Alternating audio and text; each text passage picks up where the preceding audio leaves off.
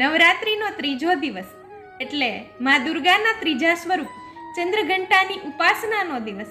અને ચંદ્રઘંટાની ઉત્પત્તિ વિશે એવું કહેવાય છે, શાસ્ત્રીય પ્રમાણ છે કે જ્યારે મહિષાસુરે સ્વર્ગની પ્રાપ્તિ માટે અને બધા દેવોને હેરાન પરેશાન કરવા માટે દેવો સાથે યુદ્ધ છેડ્યું, ત્યારે એની ઈચ્છા એવી હતી કે સ્વર્ગની પ્રાપ્તિ હું કરી લઉં.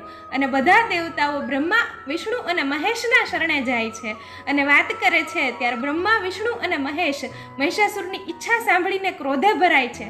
અને આ ક્રોધમાંથી જે દૈવી તત્વનો ઉદ્ભવ થયો, જે દૈવી તત્વનું પ્રાગટ્ય થયું, એ દૈવી તત્વ એટલે જ માં ચંદ્રઘંટા, માતાજીનું તેજ સ્વર્ણ સમૂહ ચમકીલું છે. અને માતાજીના કંઠમાં સફેદ પુષ્પોની માળા છે.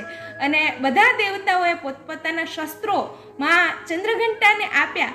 અને માં ચંદ્રઘંટા મહિષાસુર મર્દની બની અને મહિષાસુરનો વધ કર્યો.